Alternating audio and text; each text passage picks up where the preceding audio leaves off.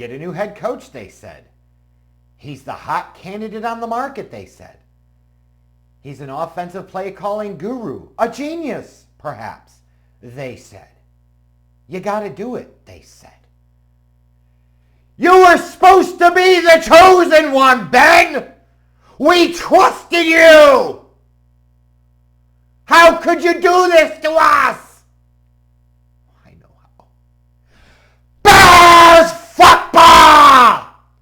And for those of you that chose, idiotically, to wear earphones for my video after this shit show, you deserve it, you know it, buckle up, bitches! Bears football!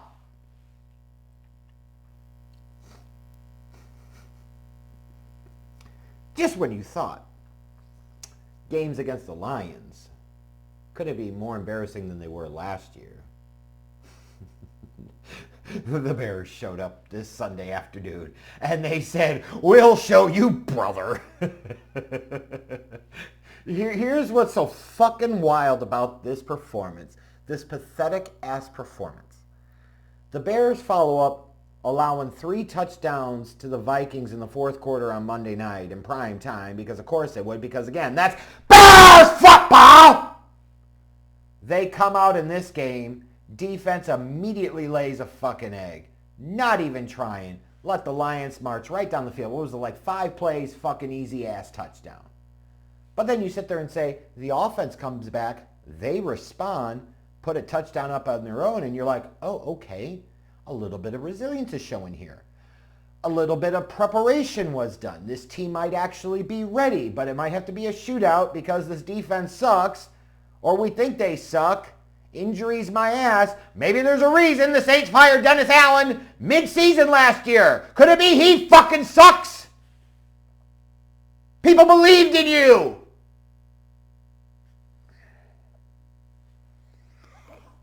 Oh my God. I knew better. I fucking knew better. This team is captained by the worst GM in the organization's history. And anybody, and I mean anybody, that sits here right now and tries to tell you with a straight face that Twinkie binging, ding-dong smashing Ryan Poles isn't the worst GM in Chicago Bears history deserves a virtual dick/cunt kick. What the fuck are you talking about?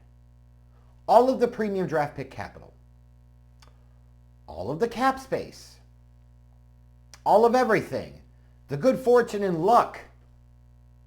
For what?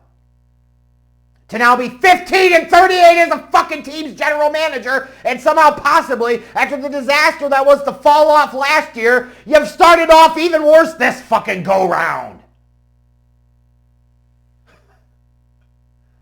This defense got their shit pushed in today. Almost as badly as power bottom Braxton Jones did all day by this defensive line of the Lions, in particular Aiden Hutchinson. Like, could you imagine thinking to yourself, and yeah, I'm going to condescend here because frankly, sometimes things are so stupid that people need to be condescended to in order to get the fucking point. If you thought Braxton Jones was a competent NFL left tackle, you were a fucking moron. How much more do you need to see? If you truly thought that Jonah Jackson was going to be some major renaissance project for the Chicago Bears, without sitting there thinking to yourself, hey, why did a vastly superior head coach, general manager, and organization in the Los Angeles Rams pay him a big contract and then 1 year later look to dump him for a 6th-round pick? Gee, I wonder why. It's again the key fucking question, why fucking why? Why would the Washington Commanders? Why would they want to trade a Montez Sweat? Why? It's because these guys aren't any fucking good, that's why. One of these examples, you out fucking sleuth yourself. You think you know better than everybody else. And after 3+ years, who in the fuck is that fat fuck Ryan Poles to think he's better than any goddamn buddy? To those saying, well, you couldn't do his job. Are you sure at this point? Are you sure that you couldn't pick random fans and at least have some small subset of sample of them that could at least be 15-38 over the same stretch as this team's general manager? Are you fucking kidding me? All of the investment of like second round picks and third round picks on this defense, and they gave up 52 points!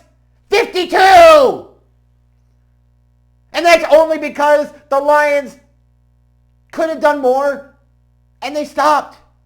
Boy, I love how Dan Campbell in the fourth quarter, they're up 45-21. And not only is he going for it on fourth down, he is fucking biting all types of kneecaps. He said, I'm sending a message to Ben Johnson. I'm going to throw it to Amon-Ra St. Brown. You can't cover him all fucking game. Why would I think you cover him here? And of course they fucking did it. Because why? You know it, folks. 3, 2, 1. Bears football! Like, imagine looking at this game and saying to yourself, well, this begs big questions about Caleb Williams. Here's what's so wild about it. Caleb Williams is far from the worst fucking problem here. Your offensive line that you've invested a ton in, including, fact check me here, folks, I believe the highest paid interior offensive line trio in the NFL this year is the Chicago Bears. And they got their shit pushed in for the second consecutive game. You've invested all of these high picks on offensive skill players, yet Colston Loveland can't get targeted until very late. Same thing for Luther fucking Burden. Rome Odunze in a game where the Lions clearly couldn't cover him. Odunze should have had 200 plus yards receiving, but of course he didn't because the Bears are fucking stupid. You paid DJ Moore big money to be an afterthought. Anybody with a fucking brain could see DeAndre Swift sucks. And even though you say, hey, in this game he wasn't terrible, he still fucking sucks.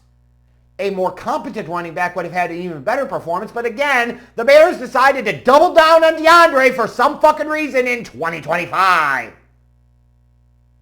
We're not going to address running back at all because we don't fucking need to. Who the fuck is Ryan Poles to have arrogance of anything about anything that he's done being accurate or correct in any way, shape, or fucking form? The defensive line that you've invested heavily in sucks. Sucks. Linebackers, please. And that secondary, good God almighty. I know Jalen went out with a groin injury during the game and Kyler Gordon was out, and that certainly hurt. But it didn't matter because they were still going to get their roasted shit rocked anyways. Tyreek was terrible. Everybody else was terrible. Like, how the fuck does this happen? And you're going to have, of course, Bears fans that are going to sit there and blame what happened at the end of the first half. And look, you know, with all the confusion that happened there after the Tesla catch, which was fantastic, by the way, you know, I could see where somebody's going to say, well, the Lions didn't get off the spike before the end of the half. Well, you had one ref signaling that he was out of bounds, and the other guy saying that he was in bounds, all types of confusion. But the bottom line is, you do a 10-second runoff, and then, like, really? At a minimum, if things would have worked as they should have worked in real time, the Lions get in position, they spike the ball with maybe 2-ish seconds left, and then they kick a field goal. So it gave the Lions an extra 4 points. That's what it cost the Bears. They gave up 52 of the fuckers! Are you kidding me? Multiple things can be true. The refs are bad at their job. Find a new excuse, people. It ain't fucking working when your team gives up 52 fucking points! Your offense only scores 14 when it matters because the third touchdown was clearly in fucking garbage time. The fuck are we talking about here? I mean, could you imagine the temerity, the audacity, the balls, the titties, whatever you got, whatever it takes, to sit there and argue with your chest that Ryan Poles isn't easily at this point the worst general manager in Chicago Bears history. All of this fucking time, and what do you have to show for it? A 15-38 record. We're going to take the North and never give it back. He was talking about the NFC North cellar, and he's doing a bang-up job there. This team is now 0-2 and going in the wrong direction already 2 weeks into the fucking season. Oh, by the way, 0-2 against the division. That's fantastic. And they haven't even fucking played the Cheeseheads yet. Could you imagine what that's going to be like? Talk about the border cities or this and that. Wherever the Packers are facing the Bears at this point, President's going to have to call the National Guard to protect the fucking Bears from getting murdered by 100. There's only one response here now. It's Ben Johnson again, like, what the fuck are you doing? You spend high picks on Loveland and Burden, and then you're not utilizing them. You insist on only utilizing DeAndre Swift as a running back. Like, what the fuck are you doing? You literally came from a system where you had Montgomery and Gibbs, and you utilized both of them. But now you come here, and it's like the Bears have this idiotic obsession with only using DeAndre Swift as a running back when he's not any fucking good. Like, this was a total shit show. Like I said, you know it's bad, and you could sit there and say, well, Caleb on the 2nd to 32, it's a bad pick. Yeah, it was, right? But again, if you think he was anywhere near the top 5 or 7 problems in today's game, you're fucking insane, because he just wasn't. And I promise you, the film will grade out that way as well. Just a total, complete domination by the Lions in every phase and facet of this game. There is only one response now for the Bears going into week 3. Asses need to beat the bench.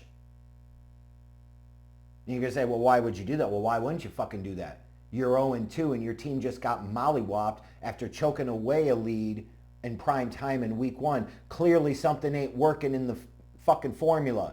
You got to mix up the sauce here a little bit. DeAndre Swift, bench. Roshan, Monangai, I don't give a fuck who it is as a primary back. Run them both. What a crazy idea. Run more than one running back in a fucking game. But it can't be DeAndre Swift anymore. He fucking sucks. No offense to Zacchaeus. I don't think he's bad. But he doesn't bring anything that's valuable to this fucking offense right now. Luther Burden could. Put him in and find out what the fuck he can do. Period. You drafted Colston Loveland 10th overall, not for goddamn run blocking. Shift out Kmet, make him tight end 2, and deprioritize him because he ain't getting any fucking separation. I'm not even trying to hate on it, but it's a fucking reality. You got to find out what you got in Loveland. You invested a 10th overall pick in him. Fucking play him and target him, you dumb son of a bitch! Braxton Jones. You're really going to tell me that Theo Benedette and or Ozzie Trapillo couldn't be better right now than what we've seen out of Braxton versus 2 fucking games? Fuck you. Braxton sucks. Bench. Jonah Jackson. Bench. They drafted Newman in like the 6th round out of Michigan State, didn't they? Could he possibly be any worse? Hell, if you want to get really froggy and see if a Ryan Poles 3rd round pick actually has a chance of sticking, play Amagaji there. I don't give a fuck. But Jonah Jackson cannot continue to be a starter on this offensive line. It's ridiculous. And then you go to the defense. You know, and maybe this is a problem that people were hitting on and they should talk about more. Is that piece of most of the highest paid players on the Bears aren't team captains. Where on the one hand, I'm like, who gives a fuck as long as the team wins? But they're not winning, and there's clearly a lack of leadership and pride on this fucking roster. Then there's a fucking problem here. Montez Sweat, all of that money, no production, get the fuck stepping. Grady Jarrett, where the fuck have you been? Get to stepping. TJ Edwards, you suck. Let's see what Ruben Hippolyte's speed could do at this point in this defense. Sure, he's probably going to be lost at different times from like an instincts and awareness standpoint, but TJ Edwards can't do shit anyways. Kevin Byard to the bench. Jaquan Brisker to the fucking bench. Tyreek Stevenson to the bench. I don't care if this team gets roasted and toasted in future games. You've got to do something. You've got to send a goddamn statement. You got to shake shit up somehow. You could sit there and say, well, there's relief coming because next week they take on the Cowboys. They just gave up a shit ton of points to the fucking Giants and cooked-ass Russell Wilson. And they get to face off against a Matt Eberflus coach defense. Well, wouldn't that be fun? Can you imagine right now the Cowboys are licking their chops and getting ready to go against a former Eberflus defense and now Dennis Allen defense? What a fucking travesty this is. We're going to get to a point soon, and I think we're getting there now, folks. We're only going to have one thing to do, and that's we've got to assume Bears football viewing positions. And for those of you wondering why I'm not choosing a paper bag, well, one, a paper bag is kind of cliche. And number 2, when you need it, a plastic bag can take you out of your misery. A paper bag really can't. And if you've been a Bears fan as long as I have, sometimes that option is incredibly fucking tempting. For those of you that are young enough, it's not too late. It does not get better. It will always be like this. Run. Find someone else.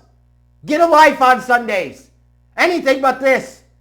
Because all you're going to get from Bears football is more of the same mediocrity that you're left stuck to defend, justify, excuse, and support.